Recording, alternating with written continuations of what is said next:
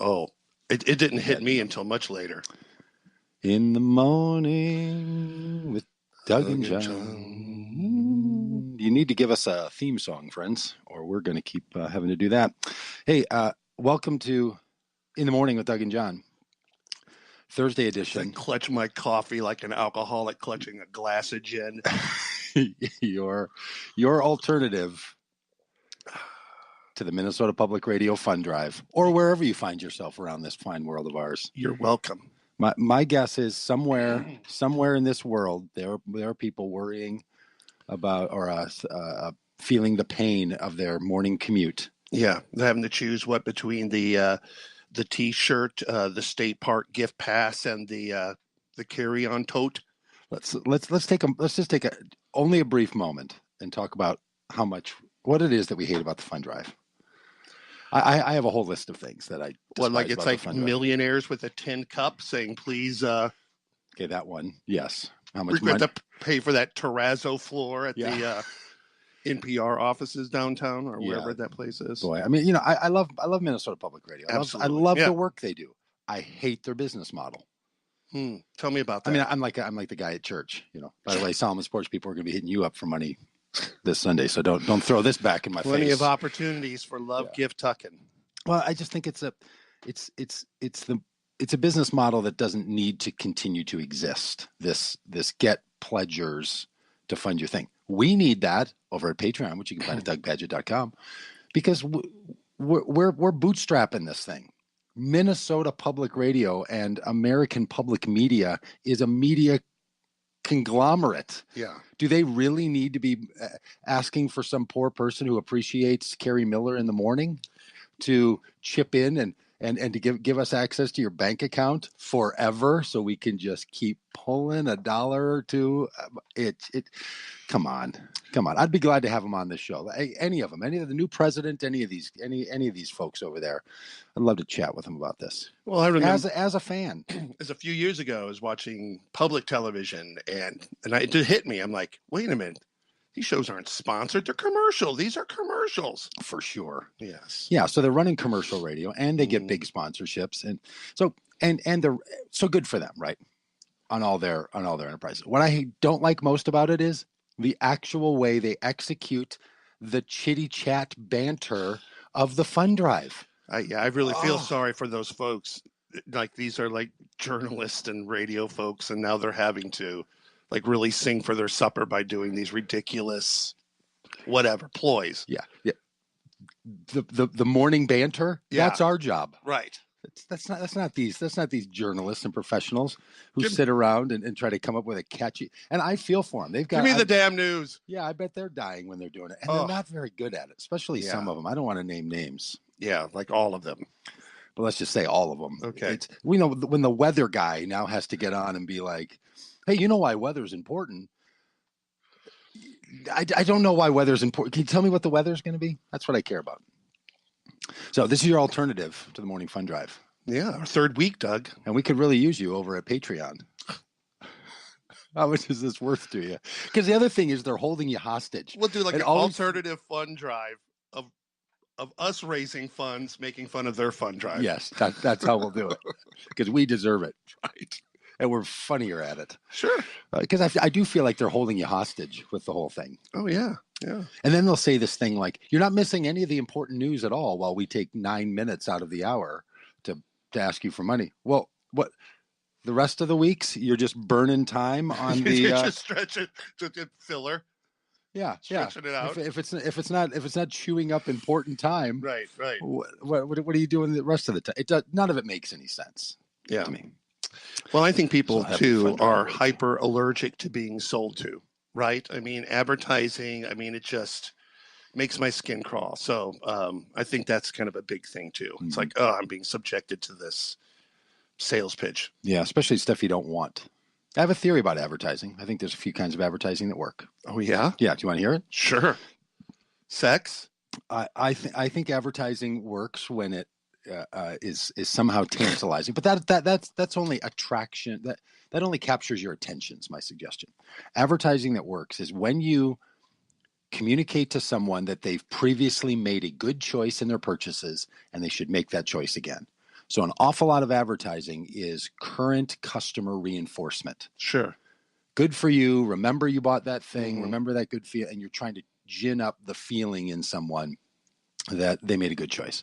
The other is when you make available to someone what they already want to buy and make them feel good about buying it from you.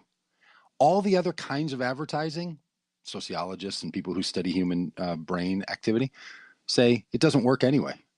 Like the idea that people advertise things to you and get you to buy things that you don't want. No, they're not getting you to buy things you don't want. They're maybe getting you to act on an impulse that you have. So you have that impulse to want that. I've never purchased anything from a pop-up or anything. I just, like on the internet, like over on the side. Yeah, I've never done that. Really? Yeah, I did it the other day. Oh, what did you do? What was it? Yeah. Well, it was probably because you had like an ad that was directed towards you from something that you had previously bought on the internet. Well, I'm guessing so. It actually was the thing that something I would have wanted. It worked. I'm thinking I have different things that are appearing on this. Sometimes than you.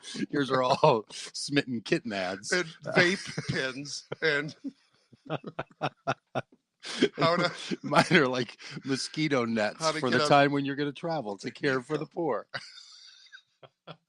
I'm trying to get like blank passports from the dark web of your mosquito nets. Yeah, try to no. It's a small portable projector. Ooh, yeah, and they actually, they got me on the like $50 off the whole thing. All of it, just totally targeted right at me.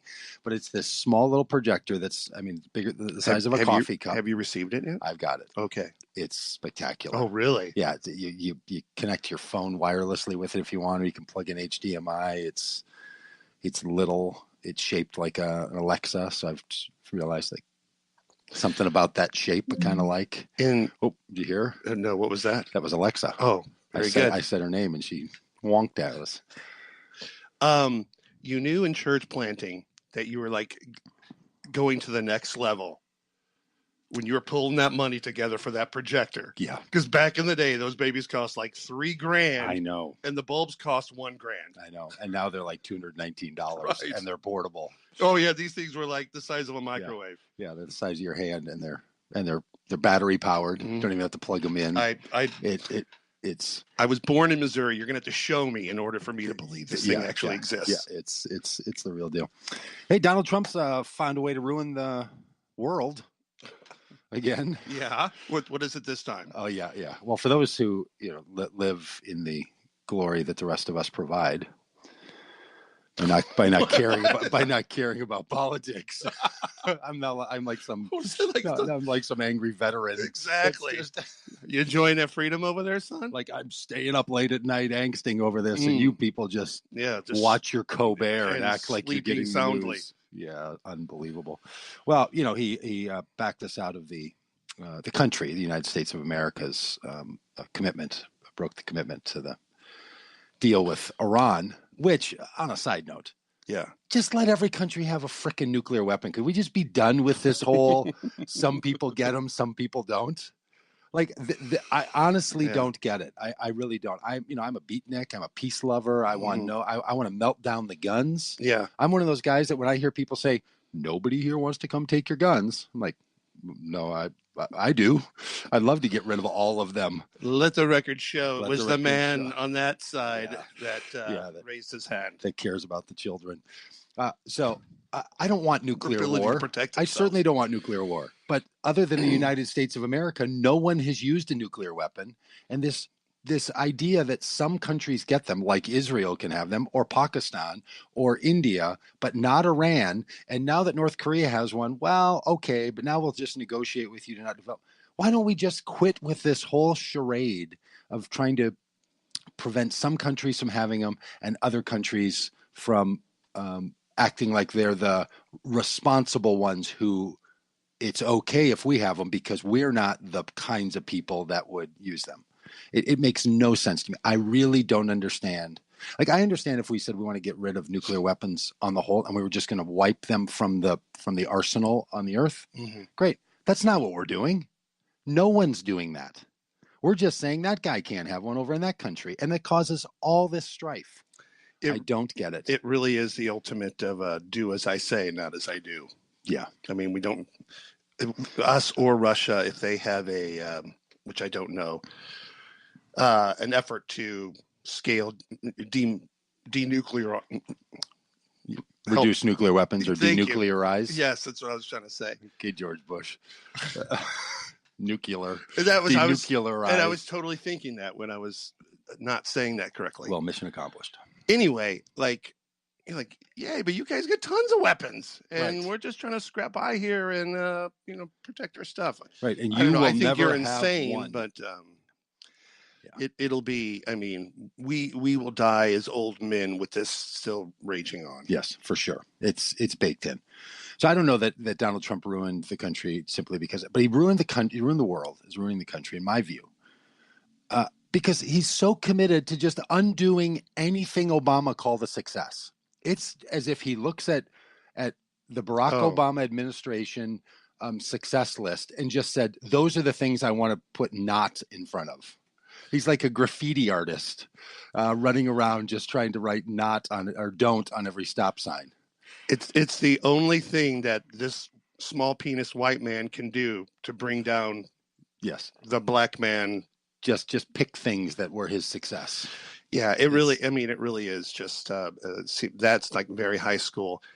I don't know a whole lot about the deal. I understand that it was imperfect. But I think at the time we knew oh, okay. The pallets of money, over to Iran supposedly. The United States had frozen assets. Right. And when they struck the deal, they gave them back to them. Right. But because there were still, this is the thing about the money on the back of the airplanes, there were still banking limitations on how you could do that. So you had to get that money there. Like C-130 or something. Like some of the purchases that you might be making on an occasion. You just have to make it in. They're not going to give them cryptocurrency, if you know what I'm saying, John. I do. But here's when I was in high school, one of the things I seemed to learn was that history was about compromises, and that there was the whole formation of our nation was based upon compromises. Rarely did everybody get everything that they wanted all of the time. Right. In that. But I think that's something that's kind of lost on our president, who seems to be determined to, measure everything in comparison to what he thinks his ultimate end is. Yeah, to Barack Obama. It's like a couple that has split up, and the only reason they're getting rid of the couch is because he bought that couch, right? And his former lover says, I'm not keeping that couch right. It's a perfectly comfortable couch. Boy, I actually like ouch, Doug. But I inherited a couch from a relationship breakup like that. But he picked the couch. That's Donald Trump's foreign policy, domestic policy, and let's back out of everything. He's like the jilted lover just throwing the stuff out the window. Yeah. Onto the street. The only reason I don't want it is because it was his. Well, as a Christian nation, I'm sure we view the country of Iran in a particular way. Yeah. And if you don't do any digging, if you don't do any looking, you'll miss out on the fact that the people of Iran are incredibly beautiful, incredibly intelligent. They're savvy. They know what's going on. Always have it. Yeah. I mean, so they're the people who are ultimately going to pay the price for whatever results from this. I have a little audio footage to play this morning. Oh, okay. Yeah, this is a new feature. See if it works. There's a lot of complication in this studio. Yeah, I'm gonna talk to our producers in the over in the studio. No, what do they call it in the room, in the engineering room? Yeah. See if they can cue up this audio roll. All right. But it's actually me on a trackpad now trying to look over. Got to do it all around here. Yeah. Head over to Patreon. All right. So this is Donald Trump this morning, 3 a.m. East Coast time. Just before you went to bed, I'm suspecting. I think you stay up too late. And he welcomed back. He welcomed back these men who had been held in North Korea. Yeah. And this is the audio of Donald Trump standing on the tarmac with the guys next to him. A couple of things are clear. Like me, Donald Trump doesn't know their names. Mm-hmm. He refers to them as these gentlemen. Donald Trump in this audio, it seems to me, doesn't know if he's opening up a golf course. Congratulations on the new golf course, because he says to the guy, congratulations. The guy's been held a prisoner in North Korea in a labor camp. And Trump says to him, congratulations on being in this country. Guy whose name I don't know, obviously. And the thing that's most disturbing about it is Donald Trump, who today will tweet and go to Indiana and stand at a podium in front of crowds of people and say bad things about former secretaries of state, mm-hmm. FBI directors, CIA directors, current Justice Department employees. Mm-hmm. He will say that those people are bad people, fakers, and liars. And he'll say about Kim Jong-un, he treated these guys excellently. It is so bizarre that the President of the United States will travel around tonight and talk about our justice system as being corrupt, and that Kim Jong-un, who held these men for no reason in a labor camp, is a really fine man. Hell of a guy. It's unbelievable. Okay, so here's the audio. It's I don't know, like a minute. I want to thank Kim Jong-un, who really was excellent to these three incredible people. They are real. I want to thank Kim Jong-un, who was really excellent to these three fine people. Really? You want to thank Kim Jong-un for just being so excellent to these three guys who he held in labor camps and work camps for no reason, as a pawn for negotiating to have a meeting with the president. And here he says, I want to thank him. What a guy, Kim Jong-un. It's unbelievable. It does. I mean, he is a hotelier, so it does sound like he is talking about, like, the service that was provided at the accommodations. Yeah. That was excellent. Excellent service. Yes. Thank you for bringing back the hostages, Kim Jong-un. I mean, there is a point at which leadership is a personal endeavor. And I have concluded what we now have is a president who, but not a leader of this country. Yeah, and I think he's not a leader. He's just a person in the role. Silent too when a year ago when a prisoner died. Yeah, the poster stealer. Yeah, where they beat the man into a coma, and they got him home just before he died. Yeah, this is the same Kim Jong-un, by the way, who had these three guys. I want to thank him. He was excellent to these guys. No, he wasn't. He held them in a. It's just truly okay. Can I finish the audio? Sure. Because it's actually working. It works, and that's kind of cool for me. Well, we can hear it, so yeah, maybe somebody else can. Three incredible people, and the fact that we were able to get them out so soon was really a tribute to a lot of things. Now he's talking about how they got them out so soon. Process that's taking place right now. He's going to get so much more done than anybody imagined. So we will see what happens. We have a meeting scheduled in a very short period of time. You'll be hearing about it soon. The translator's we have the location set, and we look at will the look see on if the we guy's can do faces. something that people did not think was going to happen for many, many years, and a lot of bad things could have happened in between. So here it comes. I just want to say this is a special night for these three really great people, and congratulations on being in this country. Thank you. Congratulations. All right, Doug, for being, what am I saying? Congratulations for being in this country. Doesn't even say welcome home. He's looking at these are South Korean descendants. These are American citizens. Mm-hmm. He looks at them and doesn't say, welcome home, citizens. Welcome back to he says to them, congratulations on being in this country instead of that country. They're Americans. It's so unbelievable, John. It just how the presidency can just be whittling away sort of one sentence at a time is unbelievable to me. I know a lot of people don't care about this stuff. Well, if he wanted to eliminate the notion that he was a dotard or dotard, he eliminated that option. Well, okay, Doug. Welcome to this I'm country. like in the helicopter ride over or the limo ride. You think there'd be some flashcards with these people's names on it? That's what I was thinking. But then I saw that they were Asian people. Yeah, there's no way he's going to try to take a stab at their names. No. Milani could probably speak it fluently. Yeah. Probably knows some Korean. Well, then you don't just refer to him as three fine gentlemen. Welcome to this country. You just like throw out American citizen stuff. Like our citizens are home. The people that were held in a prison camp who are American citizens. Welcome home, hostages. Not three fine gentlemen that were treated excellently by Kim Jong-un, who let them out. How was your time? Welcome home. Let's grab some lunch. Well, and it's this just guy is the same guy that thinks we should trust him on anything. I mean, I'm not voting for him. I don't know if I've made that clear. Well, I'm not supporting him. He's got 3 years to change it, Doug.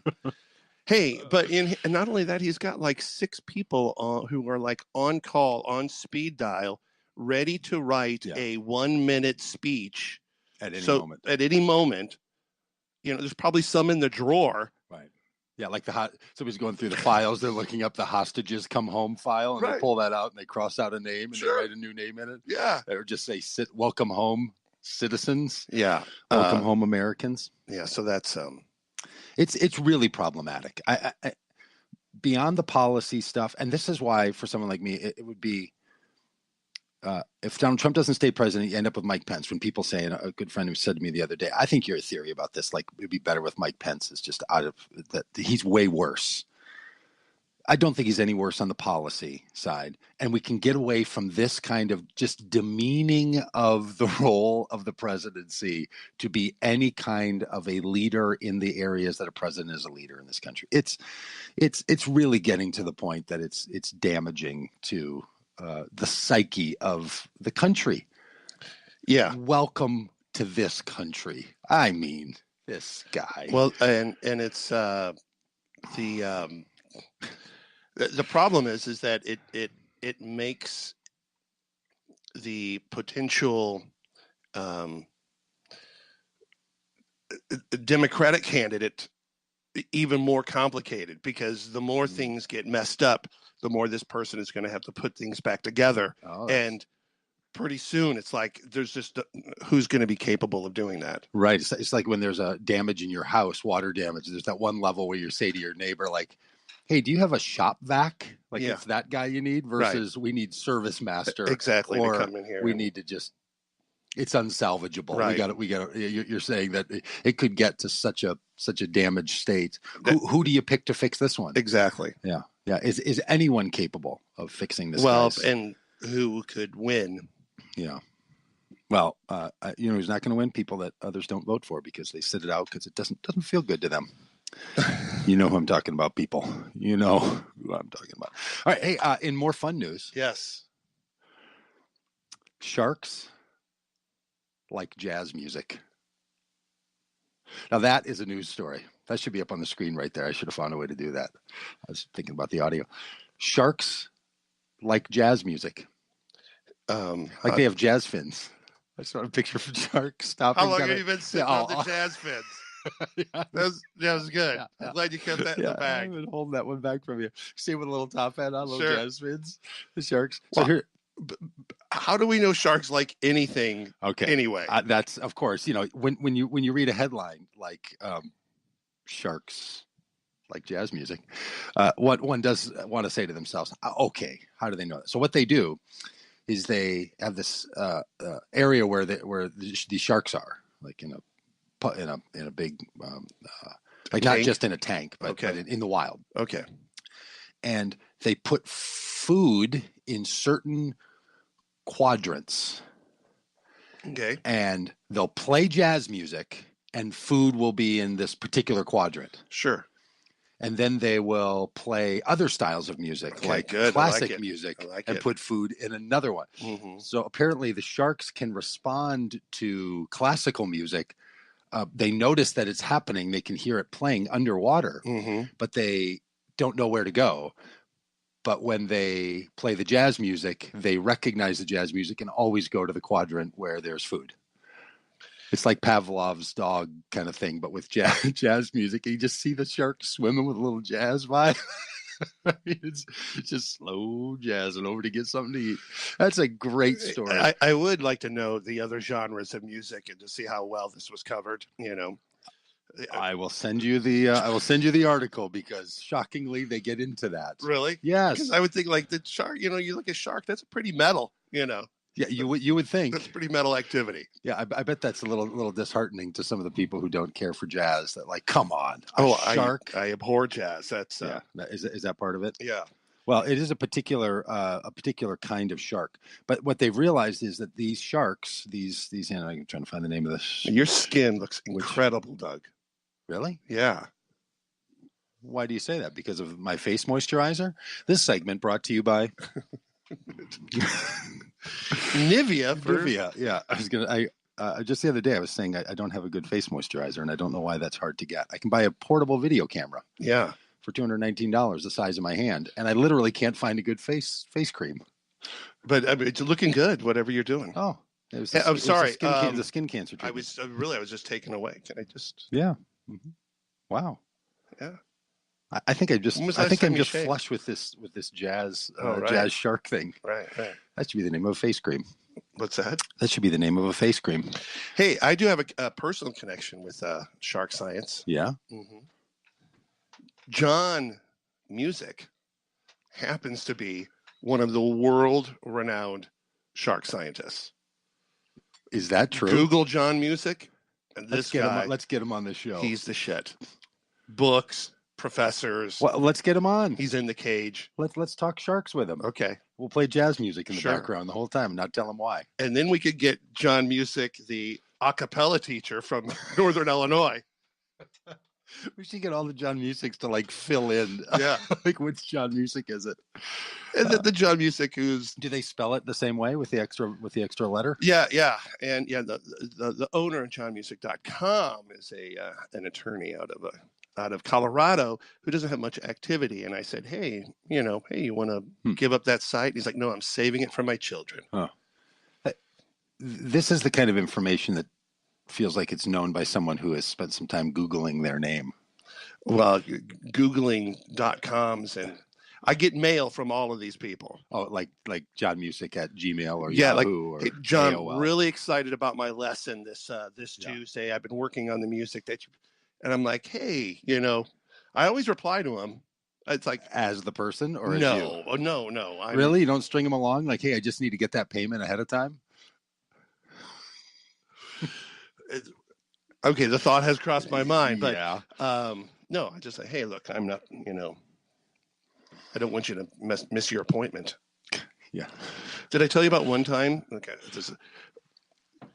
I got an email about a music family reunion in Bloomington, Minnesota. Yes, like up the street. Yes, and I was like, heck yeah.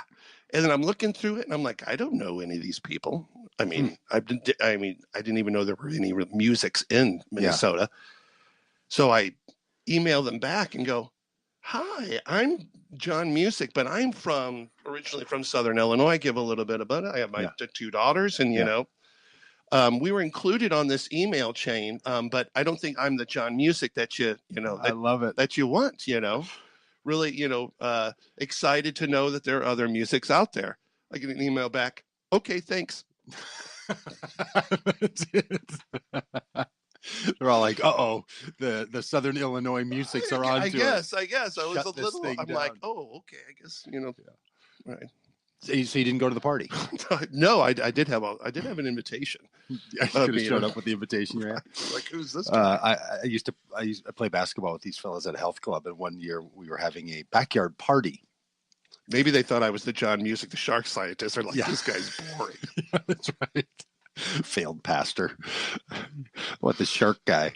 So we're having this party, and somebody sent out their invitation, and it was out in Eden Prairie, which is, for people that don't know, it's one of those third ring suburbs. Yeah.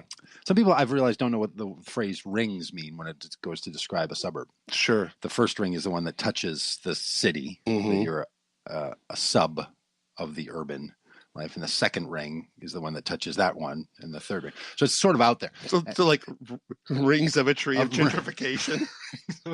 And so the further out you get in a lot of places, including here, the larger, the better it is to live. I do live in Eden Prairie. The larger the lots are, and a little more complicated are the roads. They're a little windy. You have the freedom to sort of follow the path of the river or the hills or whatever. So the neighborhoods can be a little more sprawling. Mm-hmm. So I go to this party, and I've got a pie that I'm bringing, or a cake.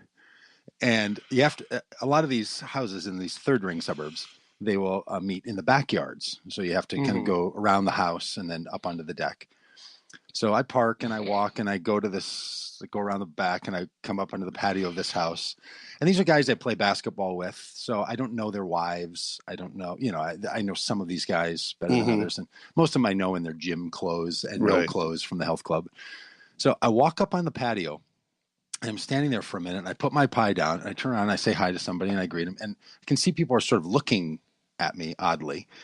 And I'm kind of nervously chit-chatting, like a junior hire that's just walked into the dance. Oh, my God. And I'm looking around and I realize, my God, I am at the wrong party.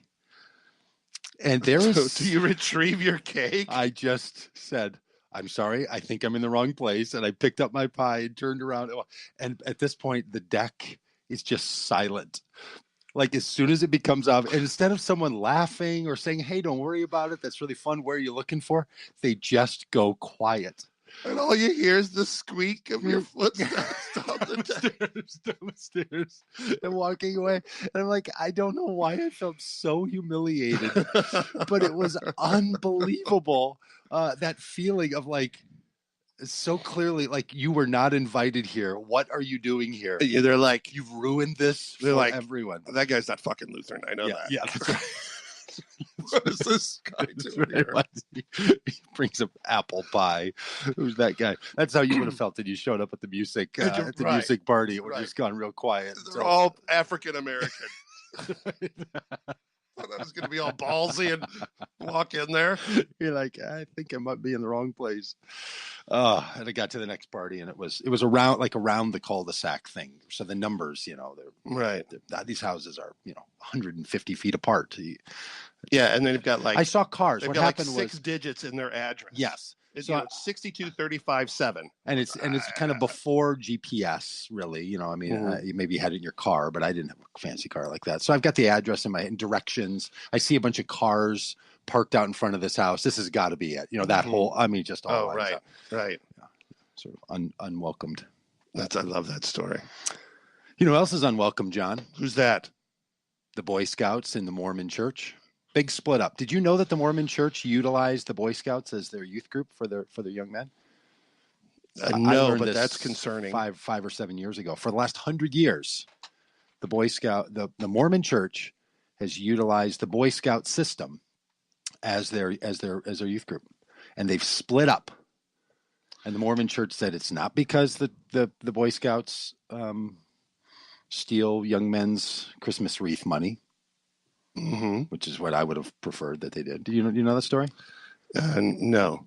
I was a Cub. This is a personal story. I was in the Cub Scout. I was a Cub in the Boy Scout troop. Yeah. I think it was Troop 274. And I was sort of newly in it. 64.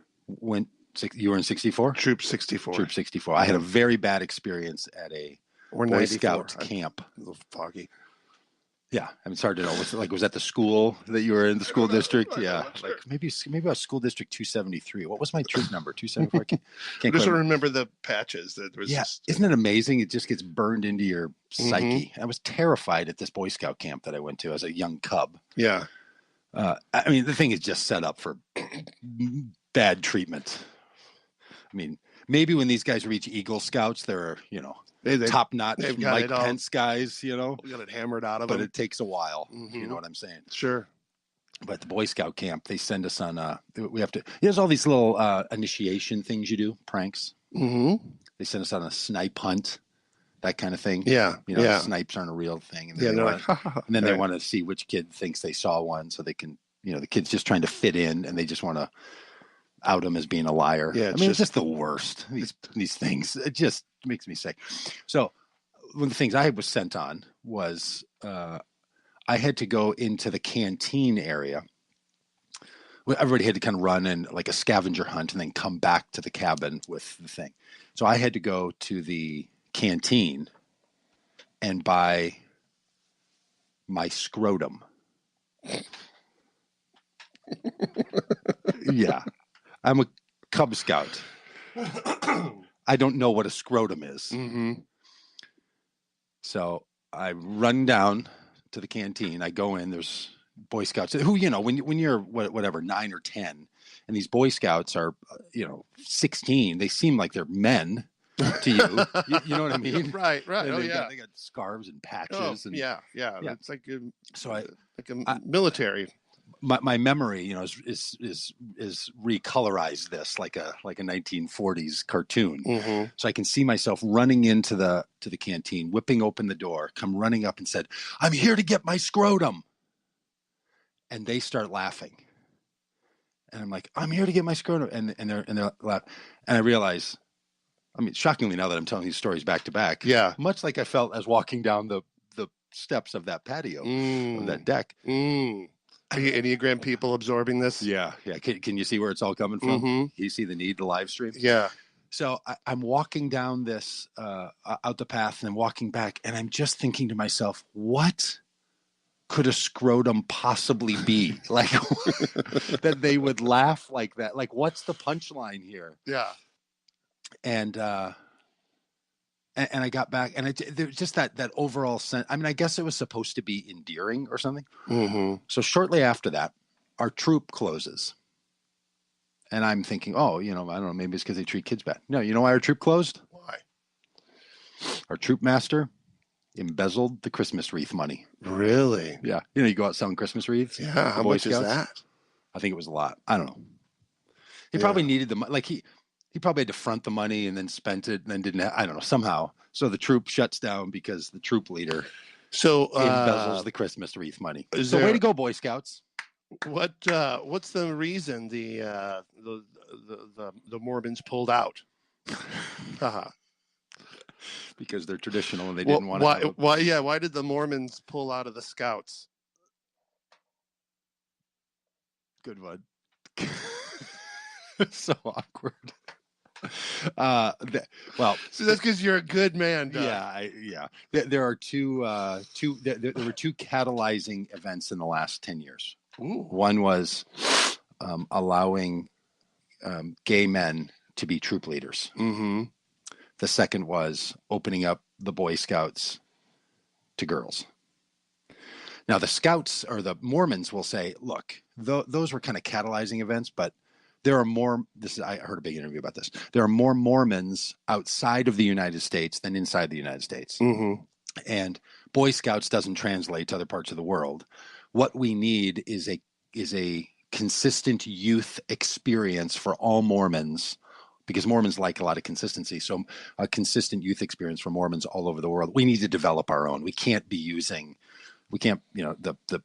outsourcing it to the Boy Scouts no longer fits in the United States because of their changing mores. Right. And certainly doesn't fit around the world. It was we've just grown apart. I thought it would be, I mean, I could understand why the gay thing and now letting women into it would be reasons. But maybe I thought it was because Boy Scouts are just a lot of half measures. Like they fail to just fully commit, like to the notion of humiliating young boys. No, they're fully committed to that apparently. And this is all with the leadership. Like, I mean, besides your embezzling scout leader, I'm sure there's a lot of great stories. And I just had a good friend whose son just became an Eagle Scout, and she has been a den mother for like the past 2 years there, and it just seems like a really dynamite experience for them. But it's like, they're like, well, you can be, you just can't be open relationship, there's some restrictions and rules about the gays in the Boy Scouts, and now they're going to let women in, but they're still going to, call it Scouts BSA. Like, come on, just go all the way. Oh, I see. You're saying they're always hedging there. Yeah. Yeah. It's a contingency. It's a weak sign of weak will that's unbecoming to scouting. Wow. I guess somebody else has a little energy about the Scouts. I'm sure the Scouts are good people. Oh yeah, gotta be. Couldn't have lasted this long if they weren't good people. I like those arguments about things. They have to be. I've known some good Scouts. Hey, Doug. Yeah. Brain reanimation, the act of reviving a person's brain after death, could condemn the newly awakened to a living hell. According to Nottingham Trent ethics and philosophy professor Benjamin Curtis, the effort to reanimate the brains of the deceased could lead to humans being locked in eternal living hell and enduring a fate worse than death. These comments were made following last month's revelation that Yale University had successfully resurrected the brains of more than 100 slaughtered pigs and kept them alive for up to 36 hours. Really? Yes. Even if your conscious brain were kept fully alive after your body had died, you would have to spend the unforeseeable future as a disembodied brain in a bucket. Because they can't connect it back to limbs. You're locked away inside your own mind with no access to the senses that allow us the experience to interact with the world. In the best case scenario, you would be spending your life only with your own thoughts for company. And I think that probably gives you a little comfort, Doug. That sounds great. Sign me up. That's like podcasting. Yale's researchers were able to successfully resuscitate the brains of between 100 and 200 pigs while detached from the body. The brains were connected to a closed-loop system that infused key areas with artificial oxygen-rich blood to sustain their life. Researchers advised that it's possible that brains could be kept alive indefinitely and that additional steps could be taken to restore awareness, to which ethicist Benjamin Curtis said, "No!"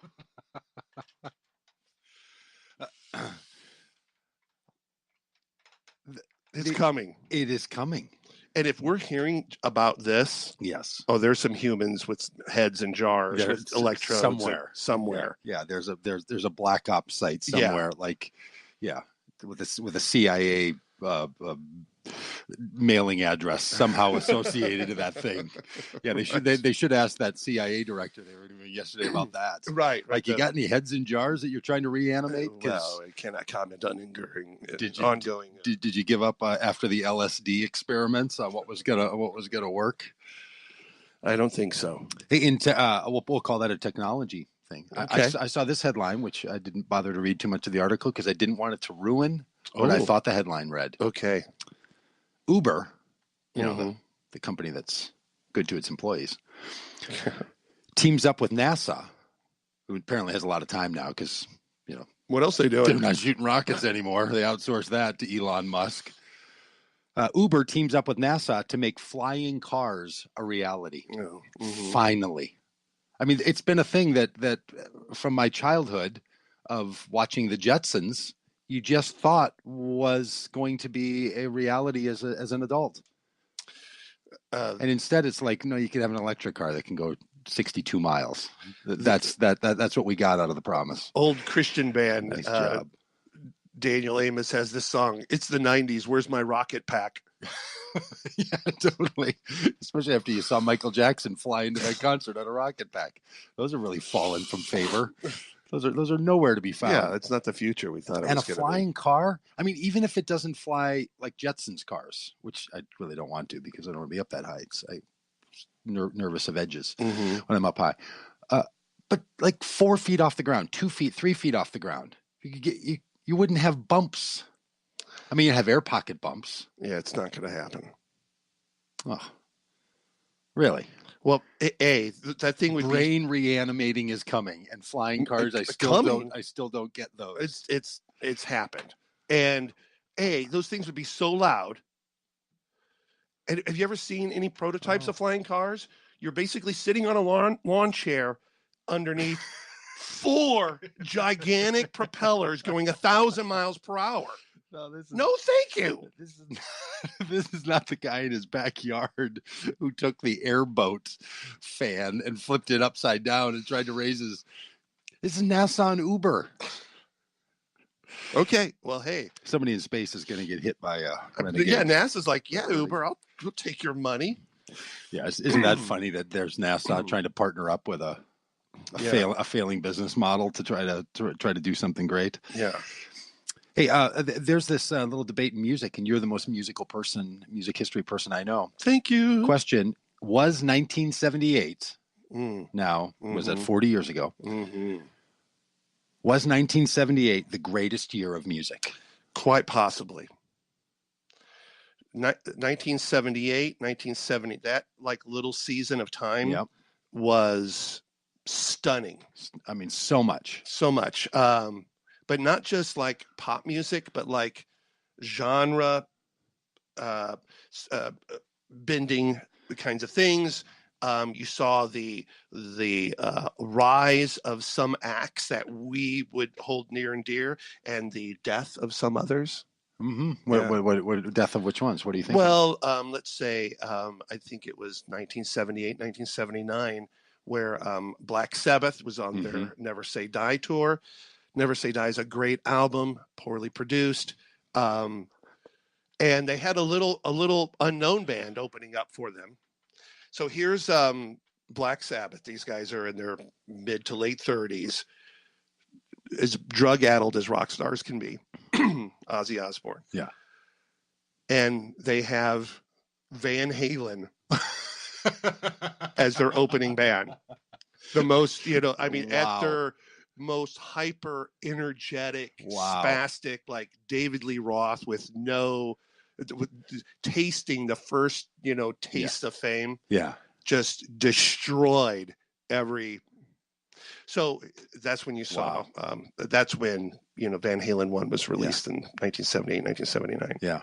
Yeah. Amazing. Rock music, disco, actually, at that time in the 70s, that 78 period. That kind of new wave music that you would know a lot about. Yep. I read in this article that was this big album by Elvis Costello, and he was named the Village Voice named it the album of the year by Elvis Costello. And the Cars, who you brought up last week, like it was all happening. Yeah. A lot of great live albums happened in 1978. Oh, everyone did that, didn't they? Yeah, the live album was the big thing. Yeah, I think Pat Travers released. I can't remember what it's. I mean, you'll see it. It is like one of the greatest live albums ever. It's this Canadian Southern band, and with a little bit of jazz, just destroyed. And my favorite band, UFO, put out the greatest live album ever. Really? Yeah, called Strangers in the Night, recorded in Chicago and Cleveland.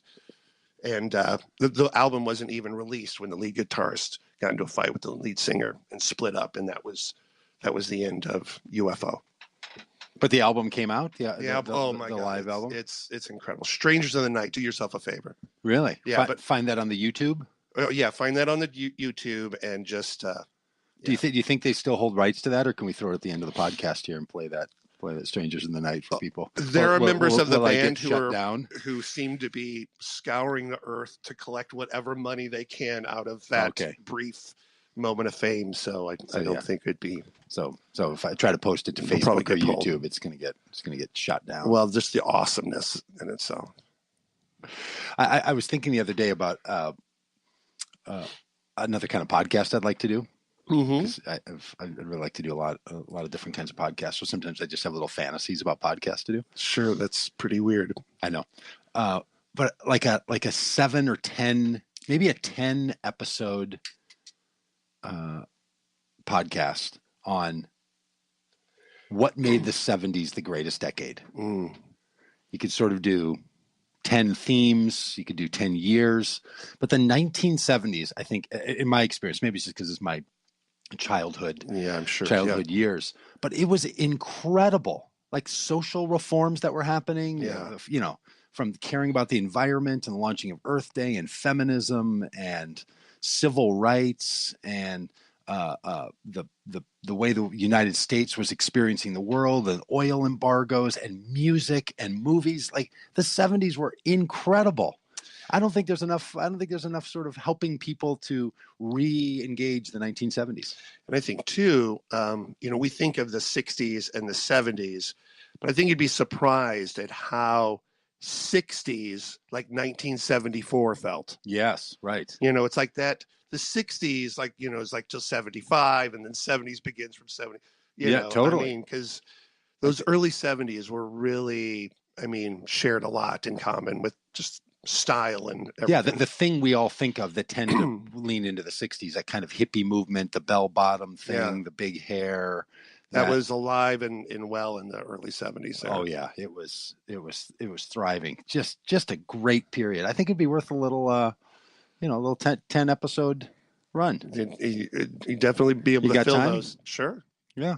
That'd be kind of fun. I mean, it'd be sort of fun. This might be one we'll just do ahead of time and see if it's good enough to release to the people. Oh, yeah. Yeah. Instead of doing them live and saying you get what you get. There's just no pressure. Then we're just vamping on those topics. Yeah. See what we've got. What else you got out of the news? Anything? Well, I had written this one down, but I seem to have lost my copy of it, so I'm going to just do it off the top of my head. Okay. The athletic staff of, I think it's Holmdel, New Jersey. Normally, their morning routine would begin where they would get up and prepare the athletic fields, which usually meant setting up hydration stations, laying down cones and whatnot, and apparently cleaning up human feces. Come on. That were being left in the various places of the athletic field, sometimes in the end zone, sometimes on the track. But they were finding someone was defecating. Regular. And the written text was pun-filled ridiculousness. But so they're like, enough of this shit. Nice. Thank you. So they coordinated with the police to set up some surveillance cameras. Oh, come on. To find out who is pooping. Yeah. And so the next morning, because it was happening like several days in a row one week and happening several days in a row. And so what did their surveillance camera find? What did they discover? Who might they find is pooping on their fields? But the superintendent of schools of the neighboring school district. No. Yes. No, who lives nearby and just thinks it's on his way. It's on his way to work. This guy named, I think is Mike Taglini is his. Come on. From Kenilworth, the Kenilworth School District. Oh, my superintendent. Gosh. So they're like, oh, my gosh, we know who this guy is. And, he was, I don't know if he was like, oh, yeah, he was arrested because there are mugshots, about it. And there's the superintendent of the Holmdel School District, I think his name is Garrett, was quick to notify the public. Hey, it wasn't me. It was the superintendent, but it was the Kenilworth guy. Yeah. It was Taglini. Hey, man, it wasn't me. It wasn't me. Because people were like sending like really angry letters to him going, how could you do this and whatever. And you know how much that school district superintendent made? How much? $147,000 a year. You mean that's the salary for his salary? That's like that was what was at stake, as he's like pulling up at 5 a.m. to the ball fields. What do you think led to this? He's not talking about why he did such a thing. He did ask for a leave of absence following his arrest, and it was granted. Well, I can imagine. Yeah. So there you go. I think it's just an expression of people nowadays just not being able to feel like they're being heard. Yeah, I'm sure that's what there's a lot of cereal pooping going on in the world. It's a and a lot of pooping coming from quality cereal. Yeah, it's a rabbit hole if you want to go down it. The muesli of the world. All right, we'll finish on this one. Okay. Headliner in Business Insider. Only 17% of people can correctly answer the world's shortest IQ test. So I was like, oh, really?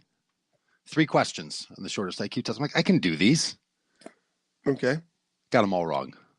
All 3 of them. Do you want to hear them? Yeah, by the way, the phonetic for O is Oscar. It's not Omega. Here are the 3 questions. Number 1. A bat and ball cost $1.10 in total. The bat costs $1 more than the ball. How much does the ball cost? For you. The bat and ball cost $1.10 together. $1.10 together. The bat weighs $1 more. Costs $1 more than the ball. How much does the ball cost? I think we should wait on the answers for these till next week. Let people work on them like the puzzler. Well, they're going to figure it out and Google it. Well, yeah, if they cheat, sure. Well, I mean, which is the new IQ. The new intelligence is Google it. Right. Question number 2. Okay. See if you can work this one out in your head. Well, hang on a second. Okay. Is this the answer? It's not the answer. Shit. If it takes 5 machines 5 minutes to make 5 widgets, how long would it take 100 machines to make 100 widgets? 5 machines, 5 minutes to make 5 widgets. How long would it take for 100 machines to make 100 widgets? So I tried to figure that out, in some reasonable amount of time. Got it wrong.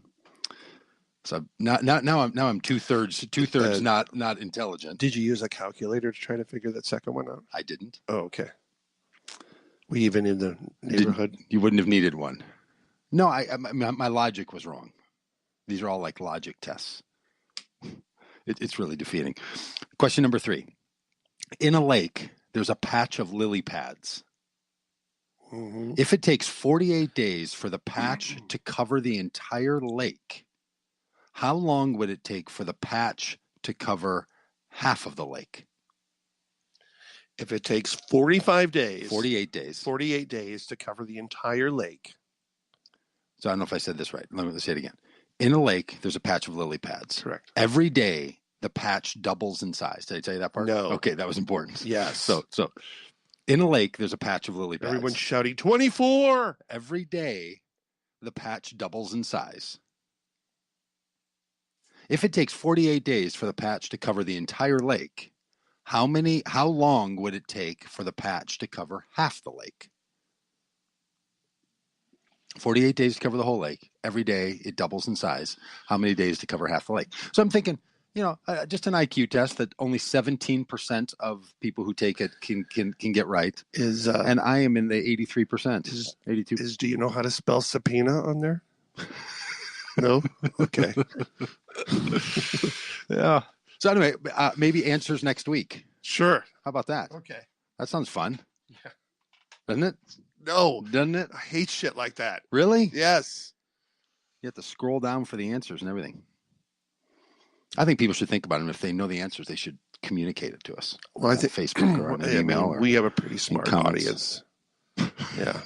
I'm serious. And anyone who's still listening, John, has shown themselves already. It's like they've been out. I'd rather be silent and considered a fool than to open my mouth and remove all doubt. All right, buddy. Well, good morning. Good morning.